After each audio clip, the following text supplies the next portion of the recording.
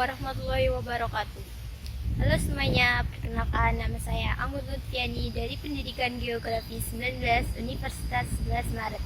Di sini saya akan menjelaskan tentang sumber daya alam.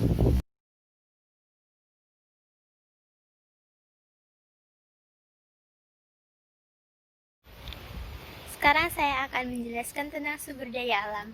Sumber daya alam merupakan segala potensi yang terdapat di alam yang dapat dimanfaatkan untuk memenuhi kebutuhan makhluk hidup, termasuk manusia.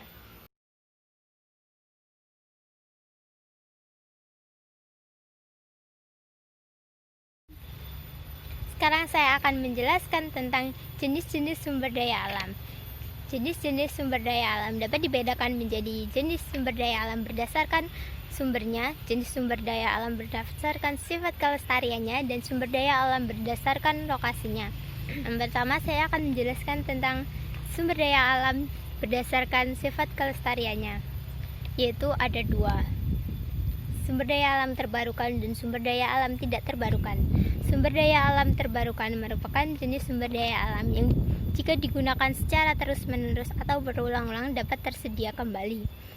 Contohnya yaitu tumbuhan, hewan, dan air. Kemudian yang kedua ada sumber daya alam tidak terbarukan. Sumber daya alam ini jika digunakan secara terus-menerus akan habis atau punah. Contohnya yaitu seperti barang tambang. Kemudian berdasarkan sumbernya.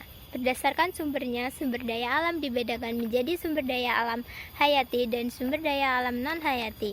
Sumber daya alam hayati atau dapat disebut sumber daya alam biotik merupakan sumber daya alam yang berasal dari makhluk hidup seperti tumbuh-tumbuhan dan hewan. Sumber daya alam yang berasal dari hewan dapat berupa daging, ikan, telur, dan lainnya.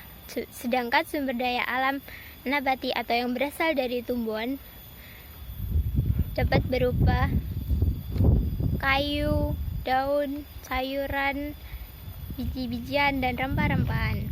Kemudian sumber daya alam non-hayati. Sumber daya alam non-hayati merupakan sumber daya alam yang berasal dari benda mati seperti tambang, air, dan batuan. Kemudian yang selanjutnya saya akan menjelaskan tentang sumber daya alam berdasarkan lokasinya, yaitu ada sumber daya alam terestrial dan sumber daya alam akuatik. Sumber daya alam terestrial merupakan sumber daya alam yang berada di wilayah daratan seperti keanekaragaman hutan, aneka bahan tambang, dan lain sebagainya. Kemudian sumber daya alam akuatik atau sumber daya alam yang berada di wilayah perairan seperti ikan, terumbu karang, udang, dan kepiting.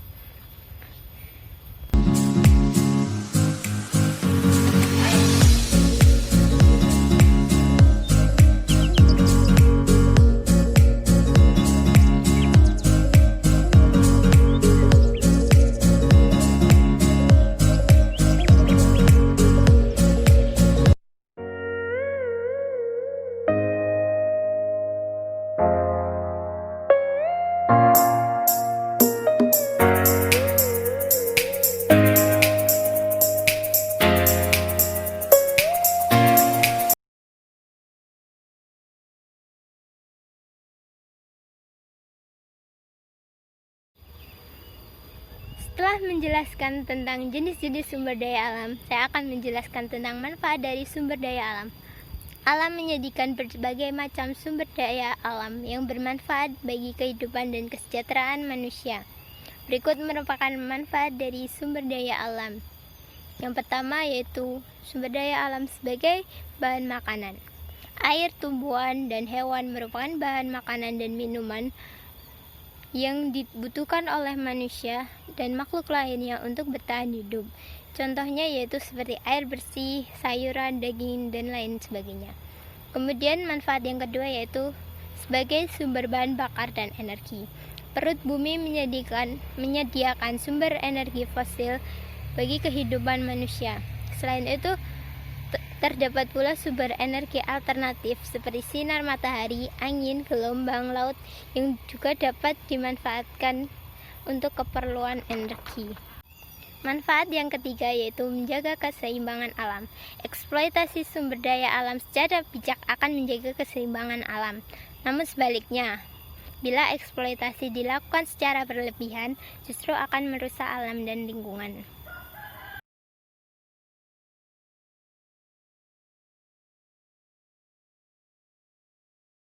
Pada dasarnya, terdapat beberapa faktor yang dapat mempengaruhi persebaran sumber daya alam di Indonesia, yaitu diantaranya satu, faktor geologi, yang kedua faktor iklim, dan yang ketiga faktor geomorfologi.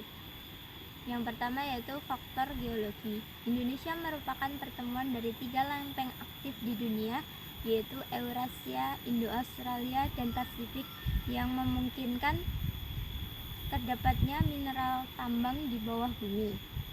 Yang kedua yaitu faktor iklim.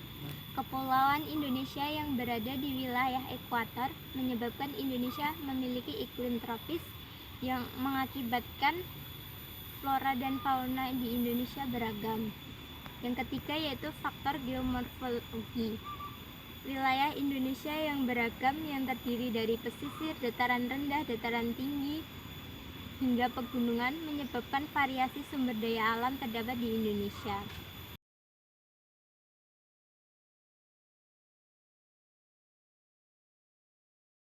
Indonesia yang memiliki bahan tambang yang beragam tersebar hampir di seluruh wilayah Indonesia. Di antaranya yaitu terdapatnya minyak bumi di Jawa yaitu Cepu dan di Sorong, Papua. Kemudian ada batu bara di wilayah Ombilin, Sumatera Barat. Kemudian ada timah yang terdapat di Pulau Bangka dan di Pulau Belitung, dan bahan-bahan tambang lainnya di seluruh Indonesia.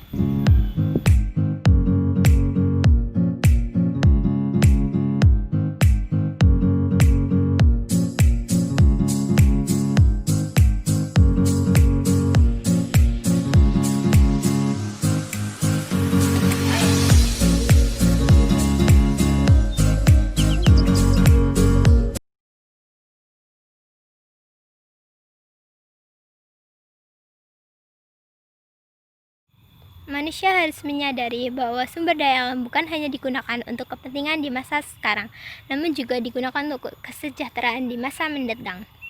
Untuk itu perlu cara yang tepat dalam pengelolaan sumber daya alam agar kebutuhan manusia di masa mendatang dapat terpenuhi dengan sebaik-baiknya. Pengelolaan sumber daya alam adalah upaya terpadu untuk memelihara dan melestarikan ketersediaan sumber daya alam agar dapat dimanfaatkan secara optimal bagi manusia. Contoh penerapan pengelolaan sumber daya alam yang berwawasan kelanjutan yaitu ada 5. Yang pertama, mengurangi eksploitasi berlebihan terhadap alam. Kedua, menggunakan sumber daya alam secara efisien. Yang ketiga, pemanfaatan sumber daya alam sesuai dengan daya dukung lingkungan. Yang keempat, pengolahan barang tambang sebelum diekspor agar memiliki nilai jual yang lebih tinggi. Yang kelima yaitu mencari alternatif penggunaan bahan bakar minyak. Sekian penjelasan tentang materi sumber daya alam dari saya. Sampai jumpa di penjelasan materi selanjutnya. Terima kasih. Wassalamualaikum warahmatullahi wabarakatuh.